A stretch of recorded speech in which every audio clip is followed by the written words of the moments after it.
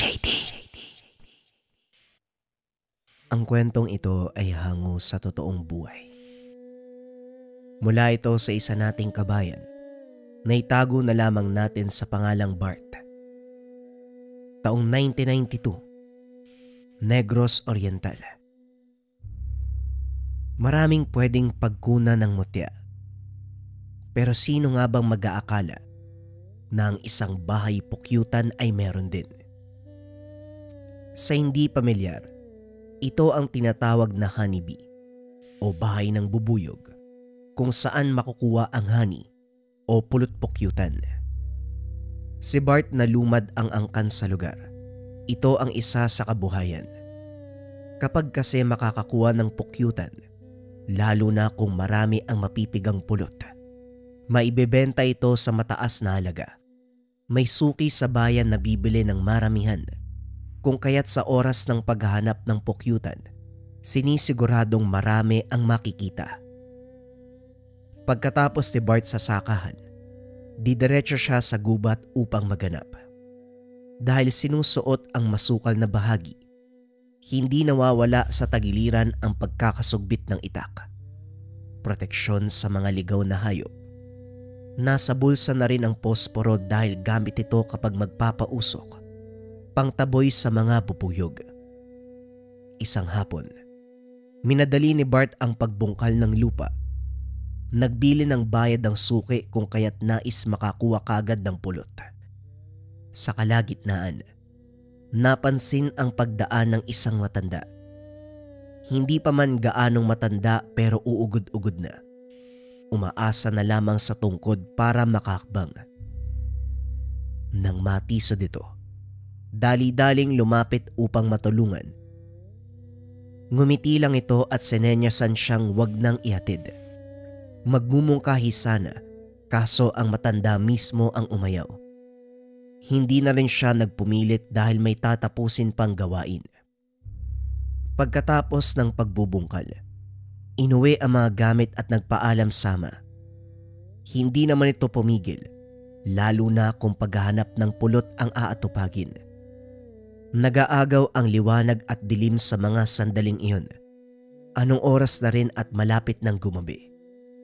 Bago pumasok sa gubat, kumuha muna ng tuyong dahon ng nyog para gawing sulo. Nang mga sandaling ito, parang may nagturo kay Bart sa daan. Dire-diretso kasi ang lakad. Pagdating sa unahan, bumungad kagad ang puno na maraming nakalambiting pukyutan sa bawat sanga. Kaso nga lang, isa sa mga ito ang nakaagaw ng pansin, ang pinaka nasa itaas. Masyadong matayog ang puno.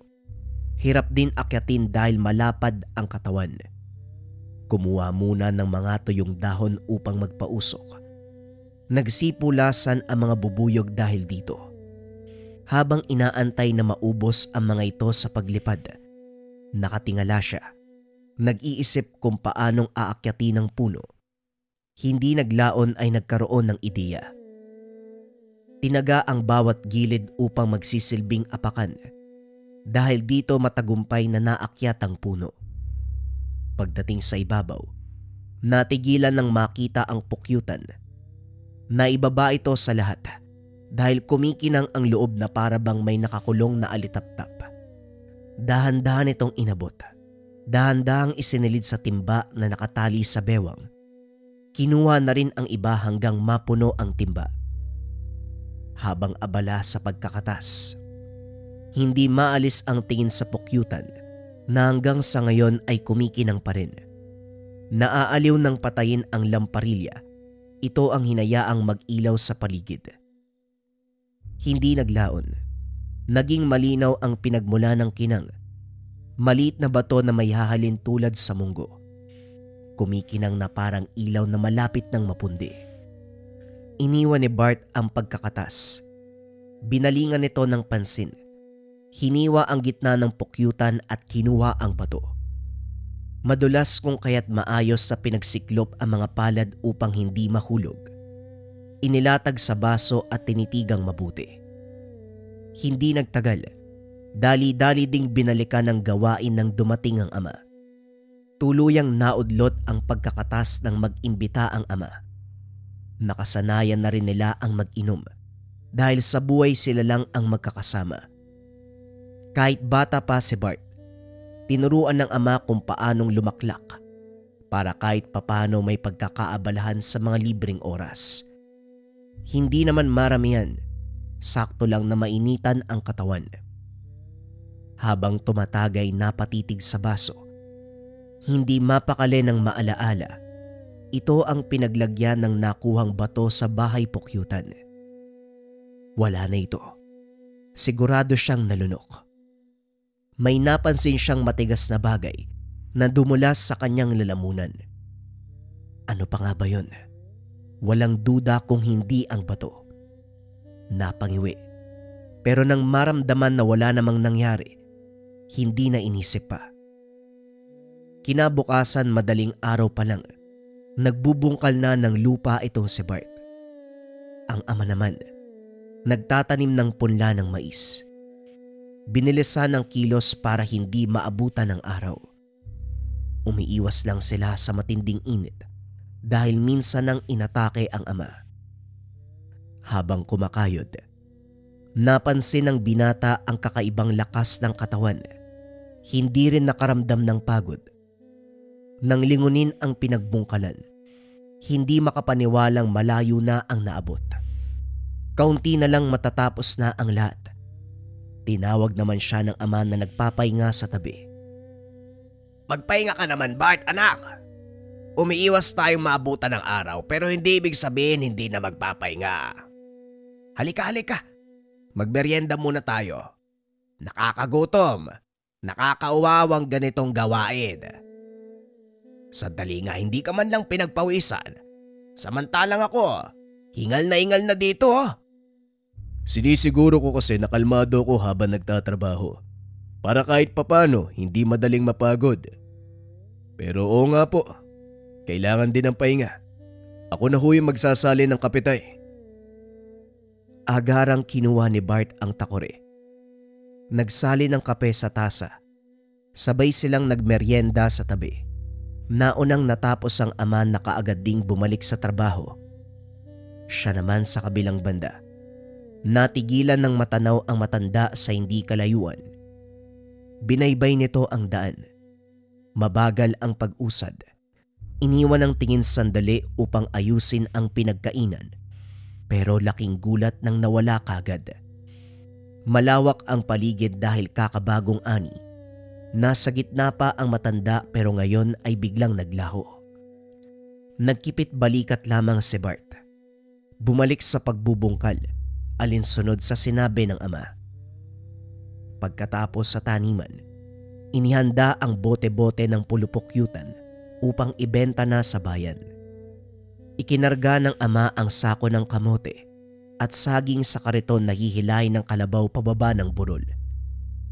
Pagdating sa bayan, hindi na kailangan mag-intay ng ilang oras para makabenta dahil nag-abang ang suki. Nakaagarang pinakyaw ang lahat. Tuwang-tuwa si Bart dahil sa ganitong hanap buhay. Ngayon pa lamang nakaranas na pinakyaw lahat ng paninda. Bonus pa, mataas na halaga ang binayad. Nakabili ng bigas, pagkain, mga gamit at iba pang naibigan sa pamilyan. Pagkatapos nito umuwi na rin para magpahinga. Habang nakasampa sa duyan sa lilim ng puno, biglang sumagi ang paglunok ng bato. Kinapapa ang lalamunan hanggang tiyan. Nagbabaka sakaling masepat ang bato. Napabuntong hininga na lamang. Maliit lang yung bagay na yun pero nakakatakot ah. Hindi pa ako dumudumi. Siguradong nasa loob pa yun ng tiyan ko ah. Sana lang mailabas na mamaya. Hindi nagtagal. Narinig ang ingay ng kalabaw. Otomatikong tumakbo patungo sa pastulan. Naabutan ang mga rebelde na sapilitan itong kinatay. Hindi nila pagmamay-ari ang kalabaw, pero dahil minsan ang hiniram para gamitin sa pag-aararo, hindi kayang baliwalain. Lalong humigpit ang pagkakakuyom ng kamao. Malaki ang tawa ng mga rebelde habang nag-aagaw buhay ang kalabaw. Nang maitumba dito na kumilos si Bart, hinubad ang pang-itaas na damit upang ipangtakip sa muka. Pagkatapos ay inagaw ang atensyon ng mga ito. Hoy, grabe naman yung pagkapatay gutom nyo. Ilang taon ba kayong hindi nakakain para kalabaw yung itumba nyo? Sa laki ng hayop na yan, aabutin kayo ng ilang buwan bago maubos. Nagkatinginan ang mga rebelde. 5 ang mga ito. Yung isa na merong mahabang buhok ang lumapit sa kanya. Noy, kung ako sa'yo dumiretso ka na sa pupuntahan mo. Huwag kang mangialam dito kung ayaw mong gilitan kita ng leeg. Nagtakip ka pa ng muka para kang timang. Nagtawanan ang mga ito pero dahil seryoso si Bart, pinakitaan ng kamao. Lalong tumawa ang grupo. Patpatin si Bart at kung titignan, isang hampas lang, pwede nang mawalan ng malay. Sira ulo to ha. Kung makahamon ka, akala mo may laman yung katawan mo. Puro ka naman buto. Hoy Noy, uulitin ko para malinawan ka. Kung ako sa'yo, dumiretso ka na sa pupuntahan mo. Huwag ka na mag-aksaya ng oras dito dahil hindi kami magsasayang ng lakas sa katulad mo. Ay nako, Sus Mariosep. Tumalikod ang mga ito upang balingan ang kalabaw. Pero bago magalaw ang laman, humiyaw ang isa. Gulat ang lahat ng itumba ni Bart. Hindi nakatayo dahil nabali ang binti. Rumesponde ang iba pero pasimpleng binalian ng braso at binti. Kanya-kanya sa pagdaing ang mga ito. Ang natira, ang lalaki may mahabang buhok. Gulat na nakatitig kay Bart. Hoy, huwag mo kong titigan ng ganyan kung ayaw mong matulad sa kanila. Hindi akma yung katawan mo dyan sa tono ng boses mo. Huwag mo kong pagsasalitaan ng ganyan. Baka paglamayan ka mamayang gabi. Sino ka ba? Ipakita mo mukha mo. Wika ng rebelde. Bumunot ng baril, sabay tutok kay Bart. Hindi rin maintindihan ng binata kung bakit hindi man lang siya natakot. Taas noong hinarap ang rebelde. Nang magpaputok ito, otomatikong kumilos ang katawan upang umiwas. Nang makatsyempo sinakalang rebelde, tangka na sanang pupuruhan ng magsalita ito. Wag, maawa ka sa akin. Hindi na namin kukunin yung kalabaw, pasensya na. Kung gusto mo, babayaran na lang kita. Magkano ba? Natawa si Bart nang makaramdam ito ng takot. Dahan-dahang binitawan ng binata. Iniwanan ang mga kasama. Kumaripas ng takbo. Paika-ika, gumagapang na lumayo ang natirang rebelde. Nang mawala ang mga ito, dumating sina Tolome at Mangwan, ang may-ari ng kalabaw. Laking pagpapasalamat sa pagharap ni Bart sa mga rebelde. Tulong-tulong din na maikarga ito at maiuwi. Para hindi masayang, binalot ng kilo-kilo at benenta sa murang halaga. Binigyan din ng parte ang binata bilang pasasalamat. Habang nakaupo sa hagdan, napansin ni Bart ang titig ng ama. Hey, makatitig ka naman. Ano bang problema? Nakita ko ang ginawa mo kanina. Kung hindi ko lang kilala ang hubog ng katawan mo, masasabi kong ibang tao. Magkasama naman tayo sa araw-araw, isang bubong. Pero bakit parang may parte sa pagkatao mo na hindi ko kilala? Paano kang natutong makipaglaban? Delikadong tao katulad ng rebelde. At lalong, paano mong nagawang iwasan ang bala ng baril? Ginulpi mo sila ng walang kahirap-hirap. Kung tutusin, sa pagtatanim at hanap buhay lang umiikot ang buhay natin. Pero paano? Ay nako, hindi ko na alam. Ang dami kong tanong magmula nang nakita kita kanina. Ngayon magpaliwanag ka. Natahimik ang binata. Napabuntong hininga. Hindi naman siya nakaramdam ng kaba sa mga tanong. Sa halip gumaan ang kalooban. Kaso nga lang walang ideya kung ano ang isasagot. Kamot ulong humarap sama. Ang totoo niyan tay hindi ko alam eh. Nung naabutan kong sapilitan nilang kinatay ang kalabaw ni Mang Juan, nakaramdam ako ng galit at kagustuhang magiganti. Hindi ko nga alam kung paano nagsimula, basta ginulpi ko na lang yung mga rebelde. Ay nako. Ang dami ko nang iniisip, dumagdag pa ang ginawa mo kanina. Mabuti na lang, tinakpan mo yung mukha mo. Sa ganung paraan mahihirapan silang makilala ka kung sakaling magigante. Sa susunod, huwag ka nang mangialam para wala ng problema. Tumangulang si Bart bilang sagot. Makaraan ng isang oras, mag-isa na lamang si Bart na nag-aayos ng kamote sa silong. May dingding kung kaya't ligtas pa rin kahit oras.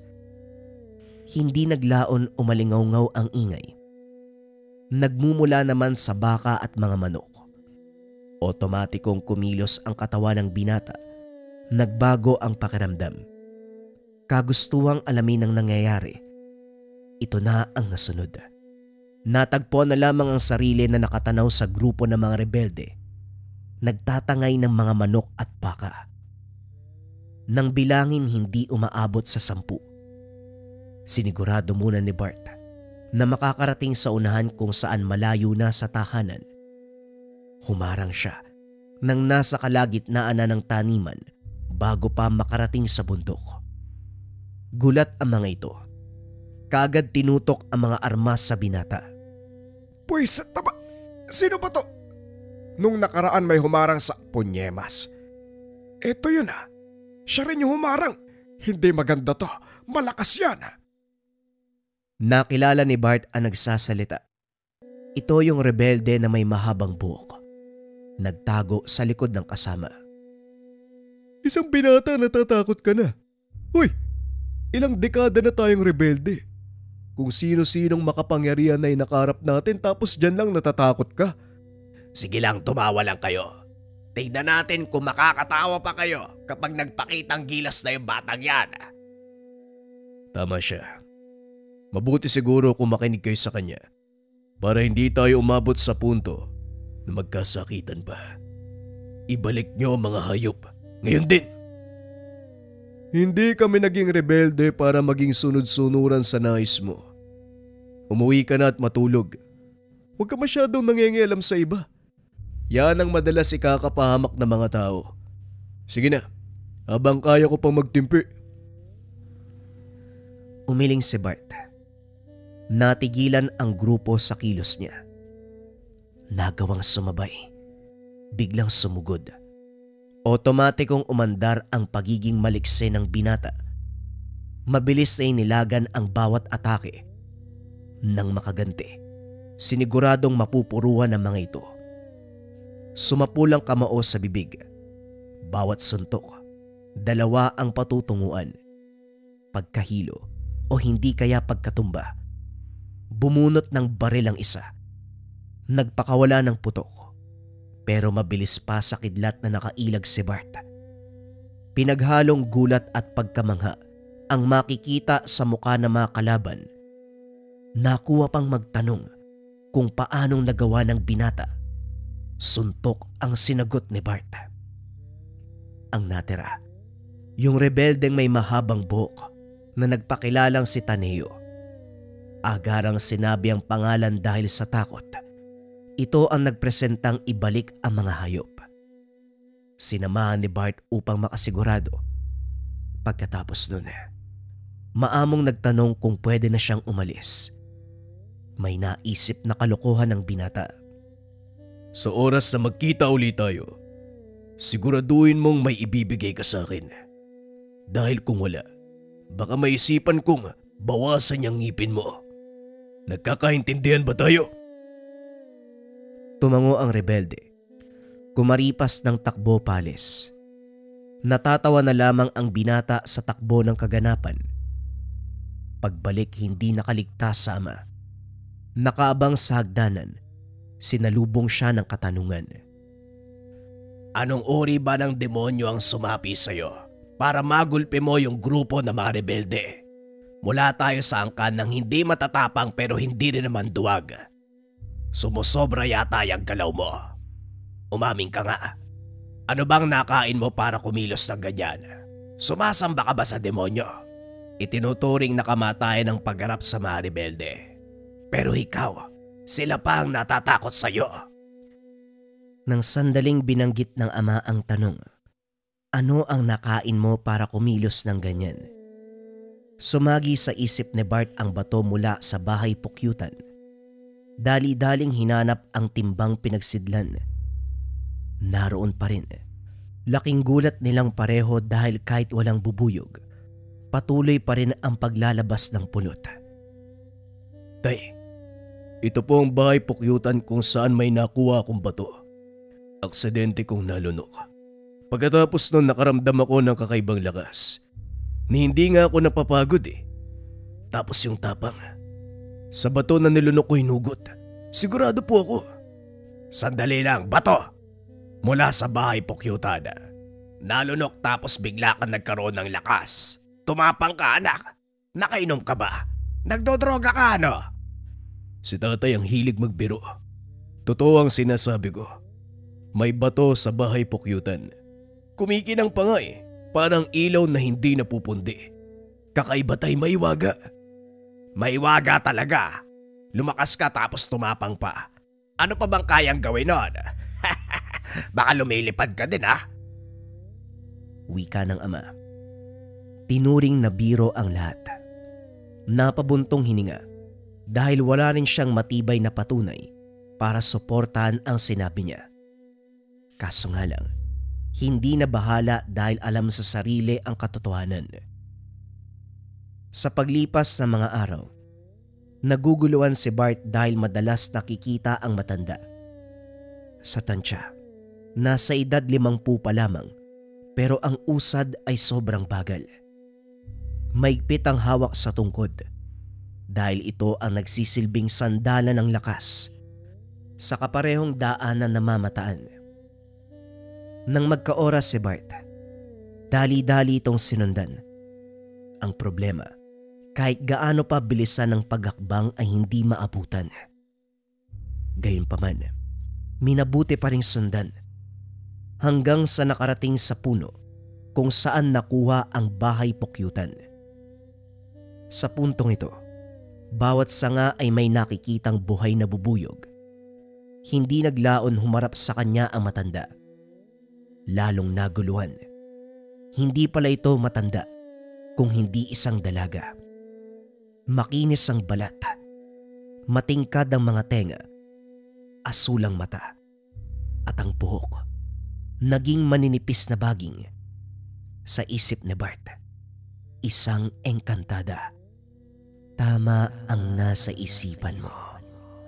Isa nga kong engkantada. Huwag mo sanang bigyan ng masamang kahulugan ng pagpapakita ko. Gusto ko lang makasigurado na nasa iyo ang mutya. Ang batong nakuha mo mula sa bahay pukyutan, isang makapangyarihang mutya. Hindi ko na kailangang sabihin ang taglay dahil mararamdaman mo ito sa paglipas ng mga araw. Ang tanging gagawin mo na lang, alagaan itong mabuti. Babala ko lang din, huwag mong abusuhin para hindi ka talikuran. Nakulangan pa rin si Bart sa paliwanag. Masyado siyang maraming tanong, kaso bigla itong naglaho. Sa puntong ito, malinaw sa kanya na nagmula ang nalunok na bato, ang pambihirang tapang at lakas na nararanasan. Subalit hindi sapat ang sinabi ng engkantada para maglaho ang katanungan sa isipan. Sa pagdaan ng panahon, hindi na nakita pa ni Bart ang engkantada o kahit ang anyo nito bilang matanda. Kasabay naman ito ang pagkamangha sa bigay na swerte ng mutya. Hindi lang sa pagyabong ng pananim pumabor, maging sa iba pang oportunidad. May dumating na balita mula sa mga kaanak na nakapagtrabaho ito ng abroad. Balak kunin si Bart upang pag-aralin doon, kaso umayaw siya. Ayaw iwanan ang pamilya. Habang si Tolome, bibigyan sana ng mataas sa posisyon ng kaibigan sa isang maliit na kumpanya. Nakapagtapos bilang mechanical engineer pero hindi pinalad na makahanap ng matinong trabaho nung araw, kaya nauwi sa pagsasaka. Nawala rin sa isipan na gamitin ang kursong natapos dahil nakatutok ang atensyon sa hanap buhay at kay Bart. Pero magalang na humindi si Tolome. Mas piniling manatili sa kasalukuyang buhay dahil kahit papano umaasenso na. Nakapagpatayo ng maayos na tirahan.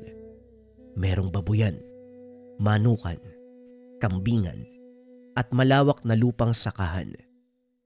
Nang makapag-ipon, bumili ng lote upang maidagdag sa mga arian. Sapat na ito para sa kanila, kung kaya't ang mga oportunidad ay tinanggihan kahit na mas malaki pa ang kikitain doon. Ngayon na naaayon sa atin ang swerte, lilipat pa ba tayo ng ibang pagkakakitaan? Dininig ng langit ang matagal nating dasal. Ngayong dumating na, wag nating pakawalan. Pero anak, may hindi pa ako naiintindihan sa'yo.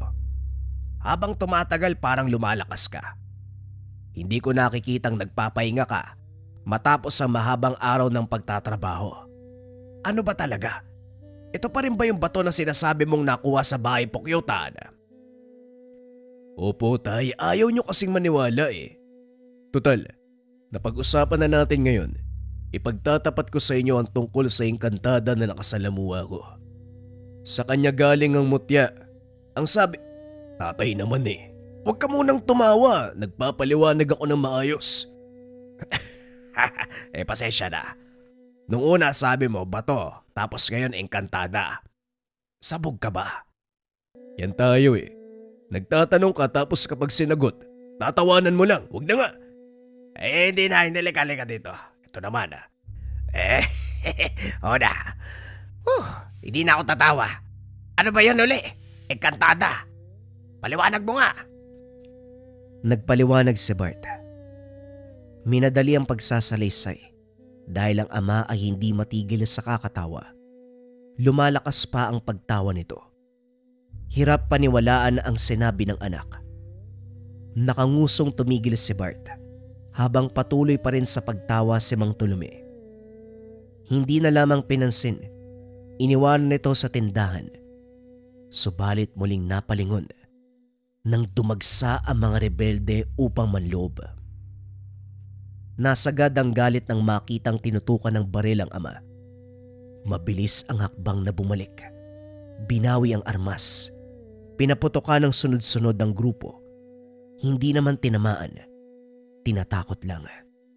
Nagtakbuhan ng karamihan pero may isang nanatili. Ikaw pala ang sinasabi ni Taneo. Binatang hindi natatakot sa bala ng baril. Ano pa nga ba ang kaya mong gawin, iho? Magmula kasi nang marinig ko ang tungkol sa'yo, napapaisip ako, ano pa ba ang kakayahan mo? Magkasama pala kayo ni Taneo. Ikumusta mo ako sa kanya? Hindi na siya nagpakita sa akin. Pakisabi, nasasabi ka kung makausap siya. Ikaw ba anong pangalan mo? Ganitong oras ka talaga sumalakay kapag hindi rumoronda ang militar sa paligid. Tugon ni Bart. Palihim na sinenyasan ang ama na umalis muna. Agarang binato ang kamay ng rebelde na tangkang babarilin si Tolome. Bumaling sa kanya. Masama ang titig. Mahusay. Pero paanong hindi? May hawak ang mutya eh. Nararamdaman ko ang enerhiya mula sa katawan mo.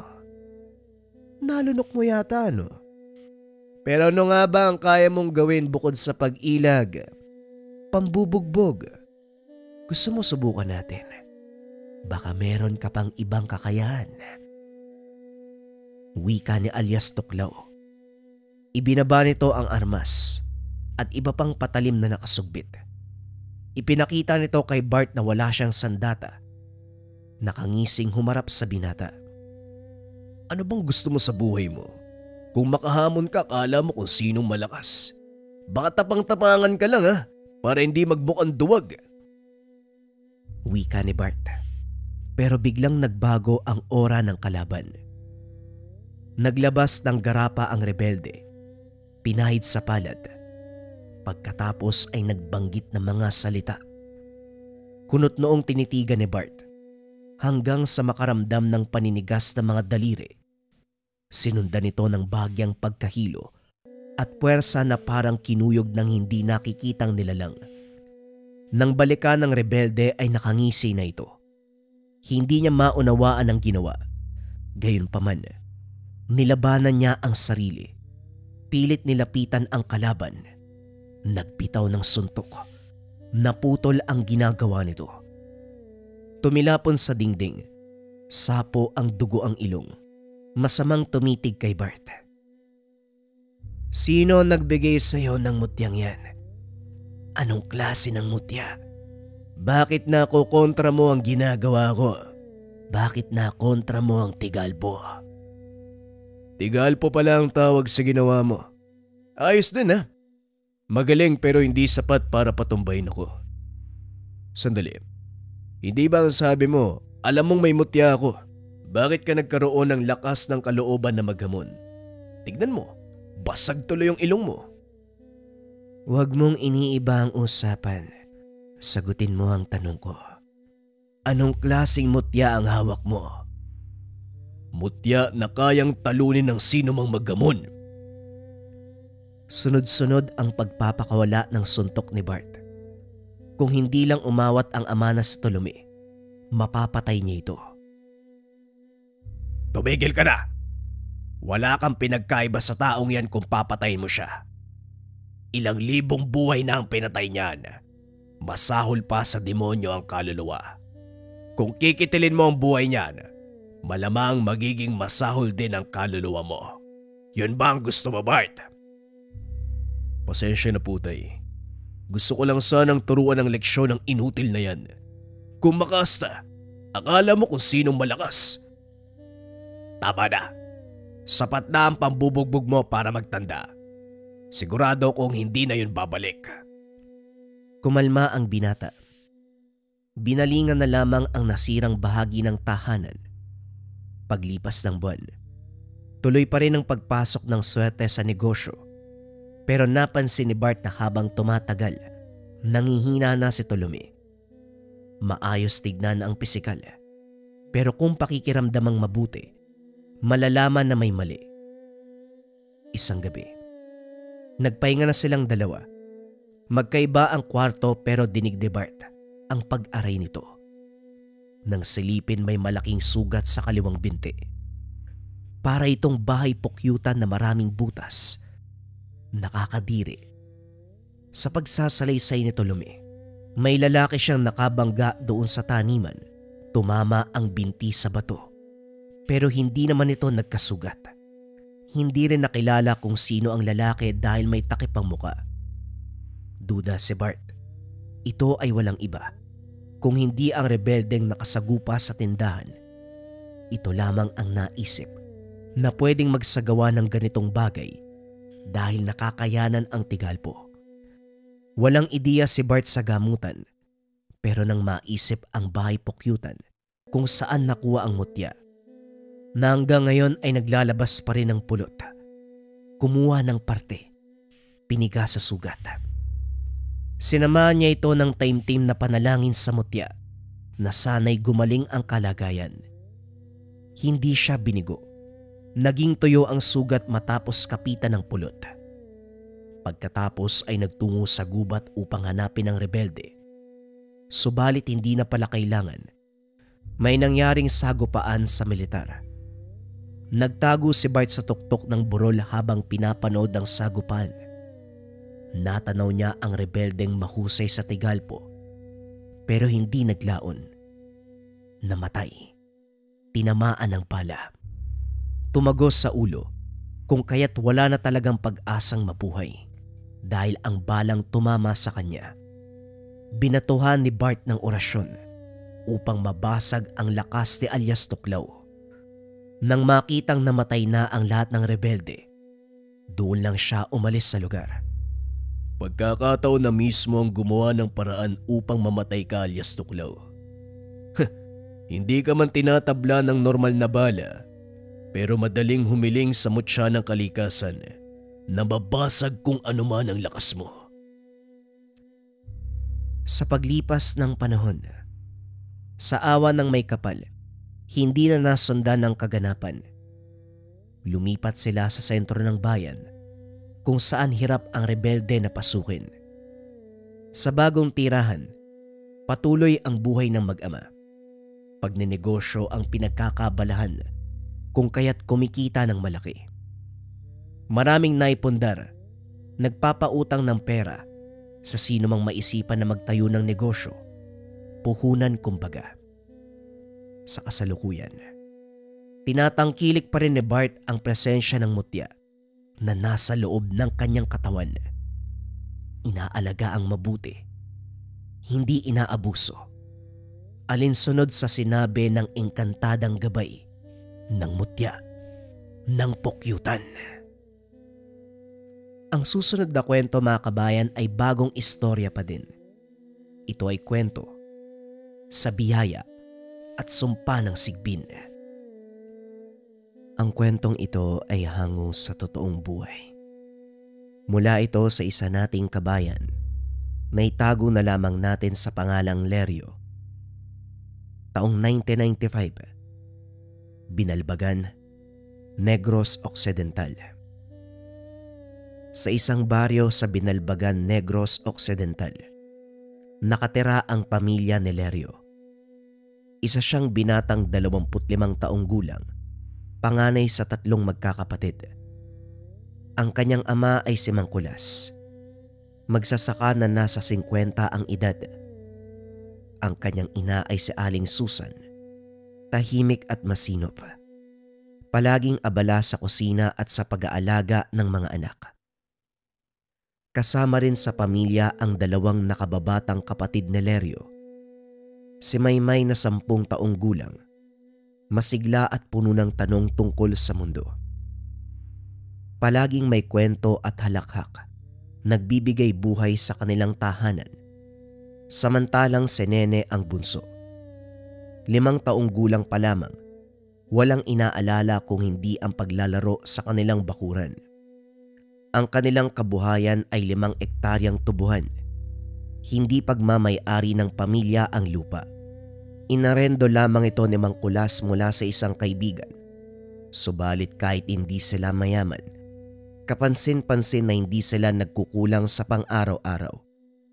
Palaging may ani, lagi silang may bigas at pagkain, at halos hindi sila tinatamaan ng matinding kahirapan. Kuya Leryo, ayaw ni Nene magpahuli oh. Ang bilis-bilis niyang tumakbo eh. Wika ni Maymay. Huli ka! Sabi ko na eh, wala ka sa bilis ko eh. Wika ni Leryo. Sa murang edad, natutong magbanat ng buto si Leryo. Hindi na siya nagpatuloy sa kolehiyo pagkatapos ng high school. Mas pinili niyang tumulong sa tubuhan. Doon siya mas masaya. Sa pagtatanim, sa pag-aararo, at sa amoy ng bagong tabas sa tubo. Ngunit bata pa lang si Leryo ay may napapansin na siyang kakaiba. Umulan o umaraw, bumagyo man o tupukin ng tagtuyot ang lupa, nananatiling sagana ang ani ng kanilang pamilya. Wari bang hindi sila nadadampian ng malas ng panahon? Palaging luntian at malusog ang kanilang tubuhan. Hitik sa tamis ang tubo na kanilang inaani. Habang ang ibang magsasaka ay nagbubuntong hininga, lugi at luwaan sa tindi ng sakuna, sila naman ay walang palya. Kaya minsan naglakas ng loob si Leryo na magtanong sa kanyang ama. Tay, bakit po ganun? Yung mga kapitbahay natin palagi nagrereklamo. Pero tayo kahit anong bagyo, Parang hindi naman tayo naaapektuhan. Alam mo anak, may mga bagay na hindi mo pa kailangang malaman sa ngayon. Sa tamang panahon, malalaman mo din ang sekreto natin. Tugon ni Mang Kulas. Napakunot ang noo ni Lerio. Napag-isip-isip niya na may tinatagong lihim ang kanyang ama. Isang bagay na hindi pa maintindihan noon. Isang gabi, hindi nakatiis si Lerio. Sinundan niya ang kanyang ama. May dala itong bayong at mula sa tunog nito, parang may buhay na kung anong hayop sa loob. Lumakad sila papunta sa dulo ng tubuhan hanggang sa makarating sa ilalim ng isang malaking puno ng akasya. Madilim ng mga panong iyon, maliban na lamang sa buwan na kalahati lang ang liwanag. Doon niya narinig ang kakaibang tunog. Hindi ito tunog ng aso, hindi rin baboy. Isa itong malaiyaking halinghing na nagpatindig ng kanyang balahibo. Nakita niyang inilabas ng ama ang manok mula sa bayong at hinagis sa dilim. Mula sa dilim lumabas ang isang nilalang. Mahaba, payat. Nangingitim ang balahibo. May mahabang tenga na parang kabayo. Ang amoy nito ay masangsang na parang nabubulok na karne. Ano kayang hayop yun? Parang unang beses ko makakita ng ganun . Nagulat siya nang mapansin ng ama sa lugar. Lerio, bakit ka sumunod dito? Tay, ano po yun? Hayop ba yun? Hindi naman yun aso, tay . Grabe, nakakatakot yung itsura. Parang halimaw. Huwag kang matakot anak. Hindi natin yung kaaway. Yon ang pamana ng lolo at lola mo sa atin. Sigbin ang tawag sa hayop na yon. Kinabukasan kinausap siya ng ama. Doon na tuluyang nabunyag ang lihim na matagal nang itinatago ng kanilang pamilya. Lerio, ang sigbin ang dahilan kung bakit lagi masagana ang ating ani. Pero may kapalit ito anak. Hindi ito ordinaryong alaga lang. Kailangan mo itong pakainin, alagaan at higit sa lahat. Dapat palaging may kabutihang ginagawa ang pamilya natin para sa kapwa. Kung hindi, tayo ang babalikan nito. Napalunok si Lerio. Ramdam niya ang bigat ng bawat salita ng ama. Kung hindi po natin papakainin, tay, ano pong mangyayari? Napabuntong hininga si Mang Kulas bago tumugon.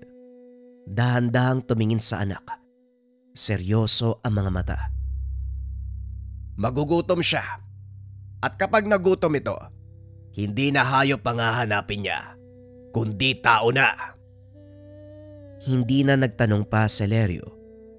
Pinili niyang manahimik sapagkat unti-unti nang nilalamon ng takot. Natatandaan pa ni Lerio nung taong 1992. May malakas, mapaminsalang bagyo ang dumating sa kanilang bayan sa Negros. Maraming bahay ang natumba. Maraming palayan at tubuhan ang natabunan at nalunod. Ngunit pagkalipas ng bagyo, laking pagtataka ng mga kapitbahay habang ang karamihan sa mga taniman ng tubo sa paligid ay halos nagupo at nalugmok sa putik. Ang tubuhan nila Mang Kulas, nanatiling nakatindig na parabang hindi man lang dinaanan ng bagyo. Ang ibang dahon ng tubo ay bagyang napilas ng hangin, ngunit karamihan ay tuwid at buo. Tila ba may hindi nakikitang kamay, umaalalay, nagbabantay sa kanila sa gitna ng hagupit ng kalikasan. Manang Edna, napansin mo ba? Bakit ang tubuhan nila Kulas parang walang nangyayari? Samantalang sa atin ubos ang lahat. Nasaan ang hustisya, Mare? Wika ni Tia Beth. Oo nga, parang hindi tama. Alam mo ba, may naririnig akong sabi-sabi na baka raw may inaalagaan si Kulas. Hindi ordinaryo. Sa tingin mo, totoo kaya yon? Habang lumalakas ang mga bulungan sa baryo, lalong bumigat ang pakiramdam ni Lerio. Alam niyang may katotohanan ang hinala ng mga kapitbahay, ngunit hindi nila kayang lubos na maunawaan. Sapagkat ang tinuturing na alaga ng kanilang pamilya, hindi ito normal para sa mga ordinaryong tao. Mula nang maselayan ni Lerio ang sigbin, hindi na siya mapalagay. Kahit sa maliwanag na umaga, bumabalik-balik sa kanyang isipan ang bangungot na anyo ng hayop. Minsan habang nagtatrabaho sa tubuhan, pakiramdam niya may mga matang lihim na nagmamasid sa kanya mula sa malayo. Isang gabi, habang nagsasalo sila sa pagkainan, nag-ipon siya ng tapang upang muling magtanong sa kanyang ama. Tay, kailan po ba ako matututong mag-alaga ng sigbin? Kung pamana po to, baka dapat simulan ko na ngayon. Sandaling natahimik ang kanilang hapag bago sumagot si Mang Kulas. Hindi pa sa ngayon, anak. Masyado ka pang bata. At saka, hindi basta-basta ibinibigay ang responsibilidad na yan. Kailangang handa ka sa lahat ng paraan. Mabilis na sumabat si Aling Susan na may halong pag-aalala sa tinig. Kulas, baka oras na. Hindi habang buhay nandyan ka, dapat matuto din si Lerio. Mariin ang tugon ni Mang Kulas. Ayaw pang bitawan ang sekretong tinatago. Hindi pa ngayon ang tamang panahon, Susan. Marami pang dapat matutunan si Lerio. Sa oras na itinakda, doon na lamang. Nanahimik si Lerio. Hindi niya alam kung dapat ba siyang matuwa o matakot. Ngunit sa kaloob-looban ng dibdib, unti-unting umuusbong ang isang kaba na hindi niya mawari. Habang lumilipas ang mga buwan, dumadami ang mga bulungan. Kapag may nawalang aso, kambing, minsan manok, palaging huling nakikita malapit sa tubuhan nila Mang Kulas. Napansin mo ba, Mare? Tuwing gabi, may kakaibang ingay sa tubuhan nila. Wika ni Aling Beth. Parang hindi aso. Hindi rin to yung tunog ng baboy, Parang may halong iyak at ungal. Tugon ni Manang Edna. Yan din ang naririnig ko minsan. Nakakakilabot. Nakakapanindig balahibo. Pero ang nakapagtataka, hindi naman naaapektuhan si Kulas. Aba, kung ordinaryong hayop yon, matagal na siyang pinalayas. Baka naman hindi ordinaryong hayop ang alaga nila. Mare, baka nga totoo ang sabi-sabi. May inaalagaan siyang nilalang. Hindi ba tuwing may nawawala, sa kanila palagi natatagpuan ang huling bakas?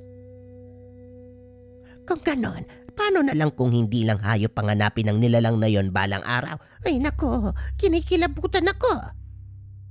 Sa kabila ng mga usapan, nanatiling tahimik si Mang Kulas. Wala siyang pinapansin, ni wala ring binabanggit. Ngunit si Lerio, mas lalong kinabahan sa tuwing naririnig niya ang ganong usapan.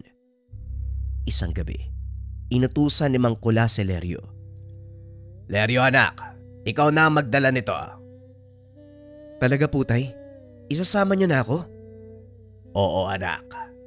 Panahon na para makita ng sigbin na ikaw ang susunod na mag-aalaga. Huwag ka matakot.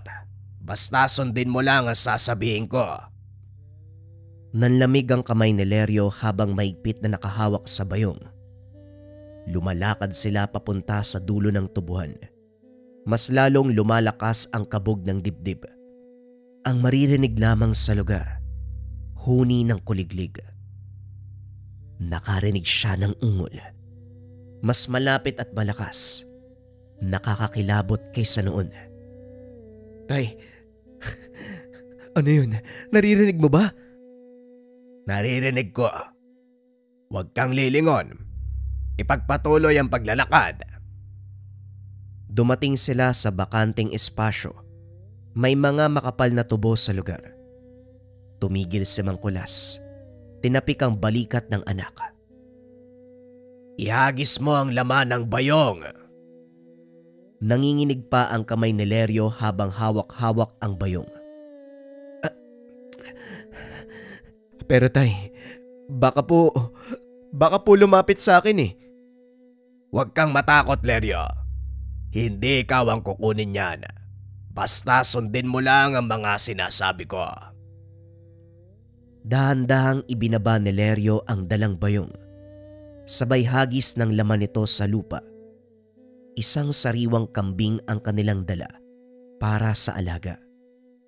Sa isang iglap, sumingaw ang napakabahong aroma. Nagkaroon ng kaluskos sa dilim. Mabilis, mabigat at parang gumagapang. Nakita niya ang mga dahon ng tubo na biglang gumalaw. May dumaan dito na hindi nakikita. Bumigat ang paghinga ni Leryo. Tay, nandito na po siya. Nandyan na siya, anak. At ngayon nakita ka na niya. Sa unang pagkakataon, si Leryo mismo ang nagpakain ng hayop para sa Sigbin. At sa gabing yun, ramdam niyang parang may koneksyong nabuo sa pagitan nila. Isang koneksyon na hindi niya maikakaila. Sa kanyang puso, hindi niya malaman kung ito ba ay isang tungkulin na dapat ipagmalaki o isang sumpa na hindi niya matatakasan. Dumating din ang panahon na sinalanta ng peste ang mga tubuan sa Negros. Dumagsa ang mga uod at insekto. Kumain ng dahon at tangkay.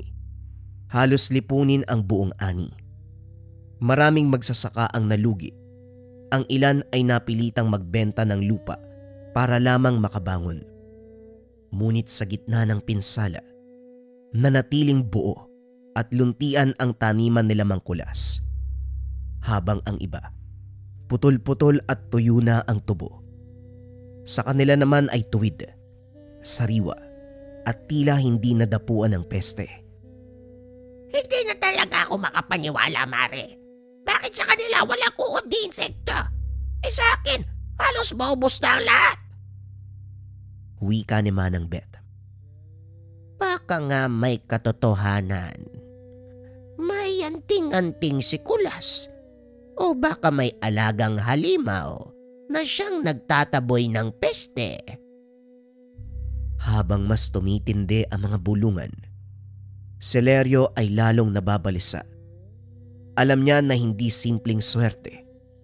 May nilalang na nagbabantay at ang kabayaran nito, hindi nila matatakasan. Isang gabi habang nakaupo sila sa loob ng bahay, nag-usap si Aling Susan at Mang Kulas. Mabigat ang tono ng mga boses, tila matagal nang kinikimkim ang usapin. Kulas, hanggang kailan natin itatago ito?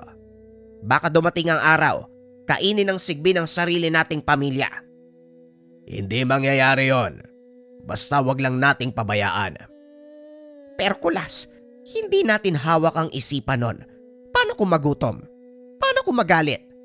Paano kung si Leryo at ang kapatid niyang kainin? Natahimik si Mang Kulas. Sandaling napayuko bago muling nagsalita. Hindi tayo papabayaan ng Sigbin.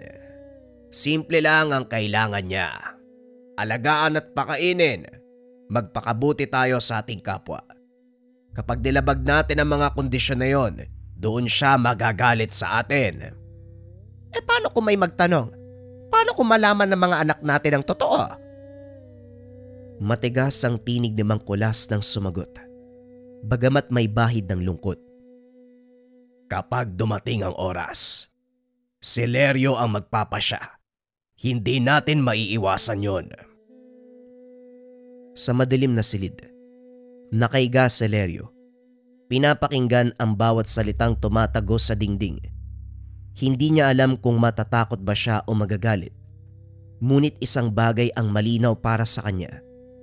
Mula sa gabing yun, hindi na siya mapalagay. Alam niyang may mangyayaring hindi maganda. Lumipas ang ilang taon. Nagkasakit na si Mang Kulas. Hindi ordinaryong karamdaman. Unti-unti ay parang nanigas ang katawan. Natutuyo ang laman. Dahan-dahan ang hinihigop ang kaluluwa. Ngunit nananatili pa rin siyang bumabangon. Pinipilit na mabuhay para sa isang huling bagay. Sa gilid ng kama nakaluhod si Lerio. Halos maiyak sa nakikitang paghihirap ng ama. Lerio, anak, halika dito sa tabi ko. Tay, ano po bang nangyayari sa inyo? Bakit ganito po yung katawan nyo? Sino po may gawa niyan? Napangiti ng mapait si Mang Kulas. Sa kanyang mga mata, may halong takot at pagtanggap. Panahon na, anak. Ganito ang kabayaran ng ating kasunduan. Ang alaga nating sigbin kapag hindi napakain ng tama, ikaw mismo ang magiging kabayaran. At ngayon ako na ang sinisingil, anak. Kumabog ang dibdib ni Lerio habang pinipigilan ang pag-iyak. Tatay naman huwag niyo po kaming iwan. Hindi po namin kakayanin eh. Kailangan po namin kayo dito ni nanay. Mahina ngunit mariin ang tinig ng kanyang ama.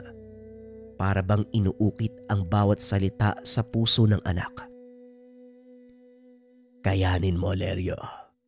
Kayanin mo para sa iyong ina at mga nakababatang kapatid. Palagi mo lang tatandaan na mabuti ay para sa mabuti at ang masama ay para sa masama. Huwag mo lang hahayaang magutom ang ating alaga sapagkat hindi ka nito papatawarin. Mahabang katahimikan ang sumunod. Unti-unting bumagsak ang bigat ng gabi sa kanilang bahay. At sa huling hininga ni Mang Kulas, tuluyang iniwanan sa balikat ni Lerio ang mabigat na pamana. Isang pamana na hindi maaaring tanggihan. Isang panata na kailanman ay hindi niya ginusto. Ngunit ngayon, siya na ang kailangang magdala. Isang gabi matapos mailibing ang kanyang ama, narinig ni Lerio ang halinghing. Mas malakas ito at mas malapit. Parang tinatawag siya. Nanginginig ang kanyang mga kamay habang kinukuha ang bayong. Kagaya ng itinuro sa kanya noon, bawat hakbang palabas ng bahay ay parang may bigat. Ngunit hindi na siya nag-atubili. Sa gabing yun, hindi na siya simpleng tagapagmasid. Siya na ang bagong tagapangalaga. Simula nang mamatay si Mang Kulas, naging mas madalas ang pag-ungol ng sigbin. Tuwing gabi ay naroon ito sa dulo ng tubuhan, nag-aantay. Kahit natatakot, walang ibang magawa si Lerio kundi sundin ang iniwang bili ng ama. Dala ang bayong. Naglakad siya papunta sa punong akasya at doon niya hinagis ang alay. Pero iba ang kanyang pakiramdam. Hindi na ito simpleng ritual lamang. Bawat hakbang, ramdam niya na parang siya mismo ang sinusubok ng nilalang. Diyos ko, kailan ko ba ito makakaya? May hangganan ba ang lahat ng to? Makalipas ang ilang linggo, may mga manok na nawala sa kapitbahay. Sinunda ng ilang aso na bigla na lang ding hindi nakauwi sa mga amo. At ang pinakamatindi, isang araw, may isang bata ang bigla na lang nawala. Hindi na ito nakauwi sa kanilang bahay matapos maglaro sa labas. Anak, nasan ka na ba? Umuwi ka na! Dala ang mga sulo. Naghanap ang mga taga-baryo. Halos buong gabi silang sumisigaw ng pangalan ng bata. Sa kasamaang palad, wala silang natagpo ang batang Juan. Huwag na kayong mag-alala. Baka kinuha na siya ng sigbin ni Kulas. Sa isip ni Lerio, bumigat ang dibdib. Hindi siya sigurado pero may kutob na.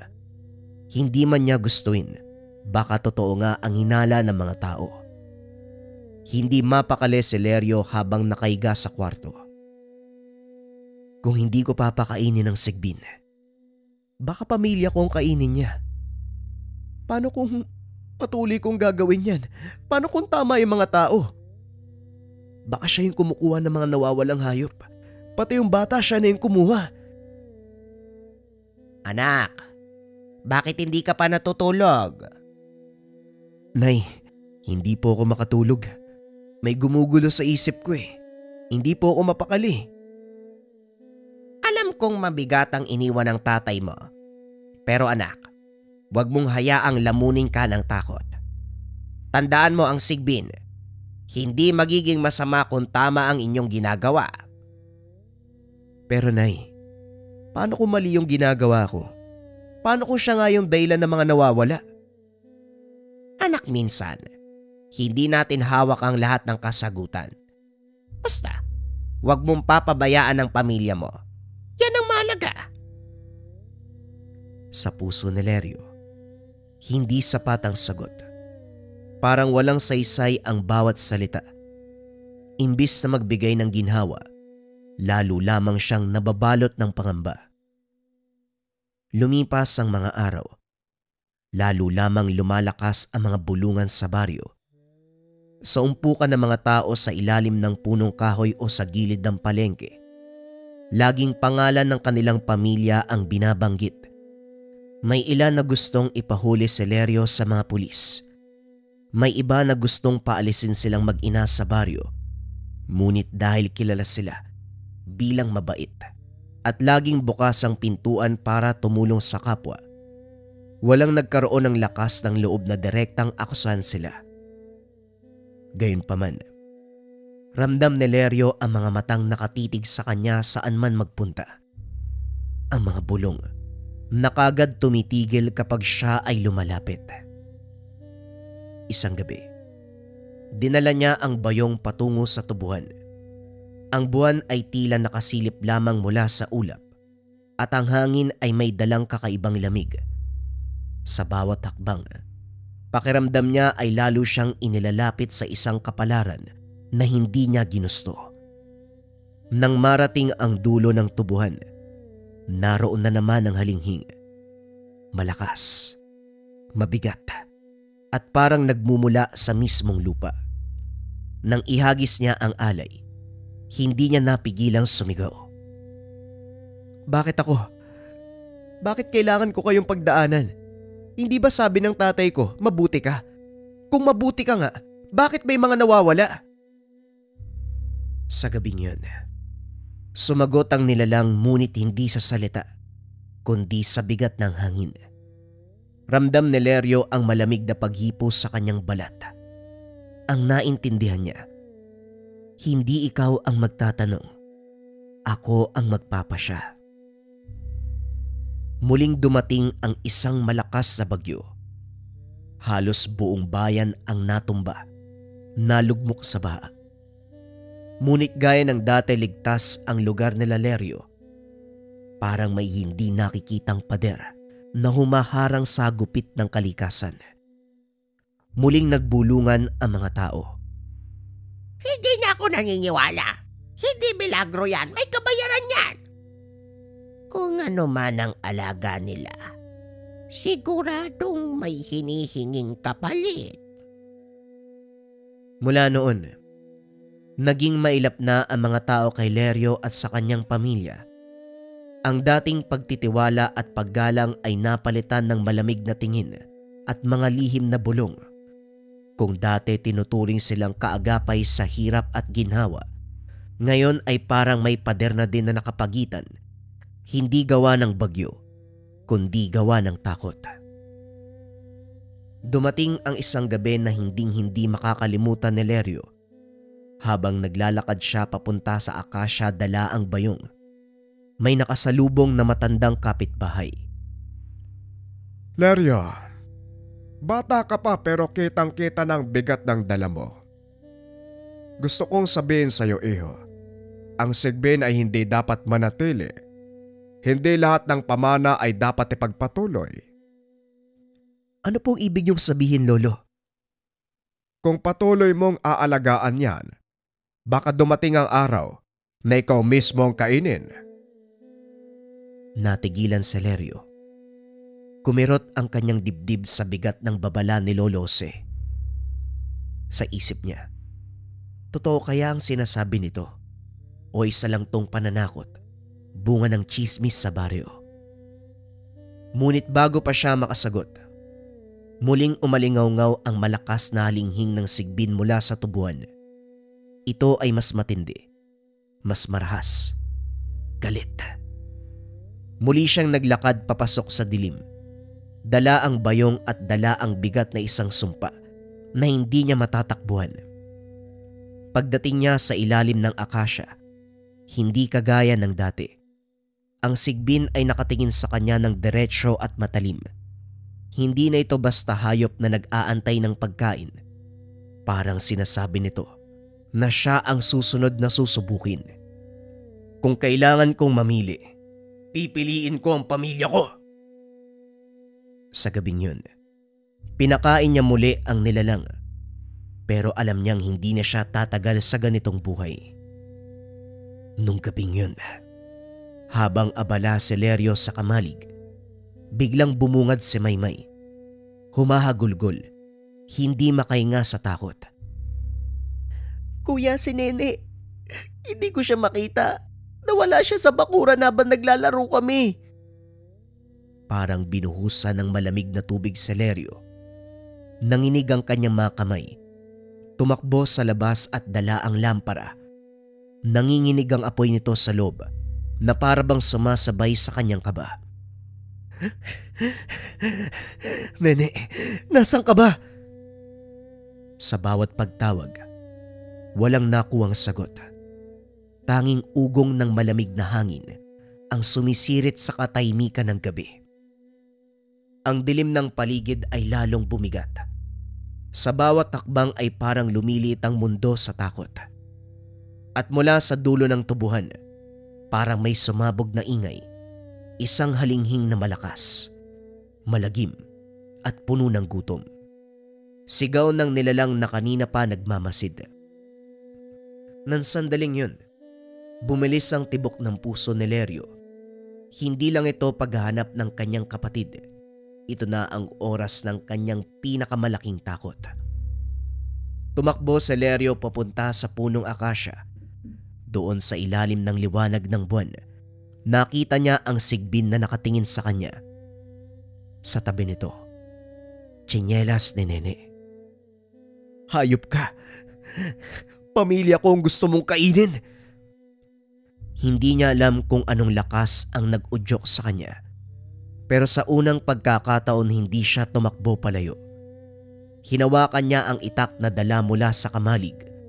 Humakbang papalapit sa nilalang. Sumugod ang sigbin. Mabigat ito. Mabaho at nakakatakot.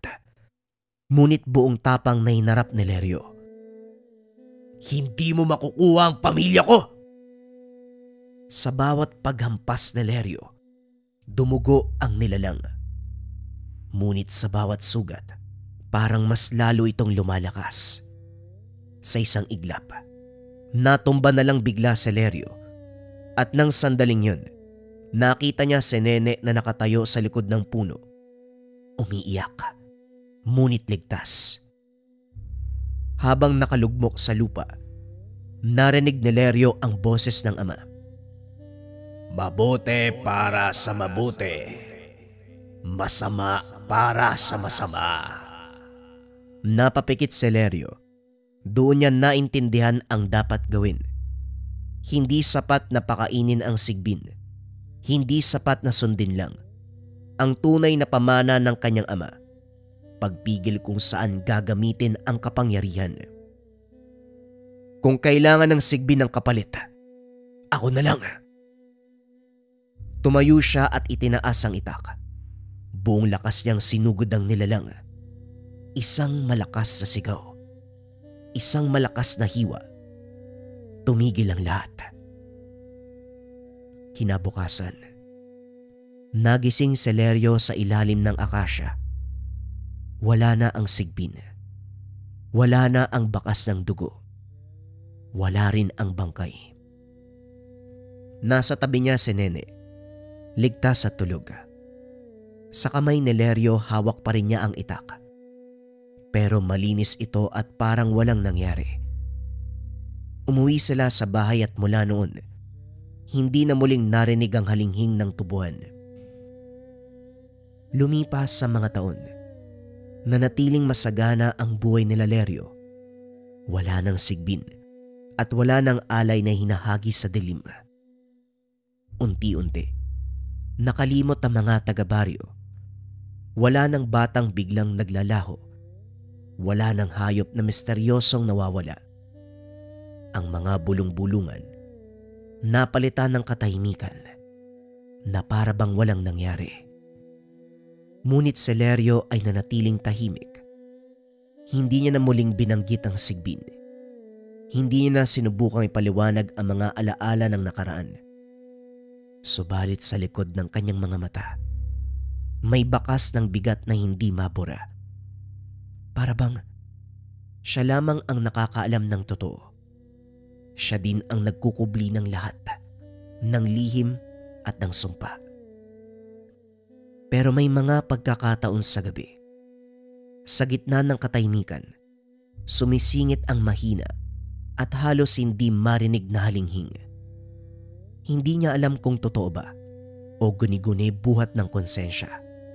At sa bawat pagkakataon na maririnig niya ito, napapapikit si Leryo. Pilit tinatakasan ang takot at alaala.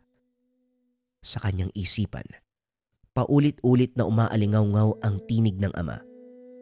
Mabuti para sa mabuti. Masama para sa masama. Ito ang natutunan niya sa aral ng kanilang angkan na nag-aalaga ng isang uri ng nilalang na kung tawagin ay sigbin. Naranasan niyo na bang makulam? Parang tigalpo, palipad hangin, usog, o kahit anong masamang uri ng sumpa. Naghahanap ba kayo ng pangontra sa mga nabanggit mga kabayan? At merong kasamang rebuelta. Narito yung Marahuyo bracelets natin. We have 2 colors available, glossy black and brown.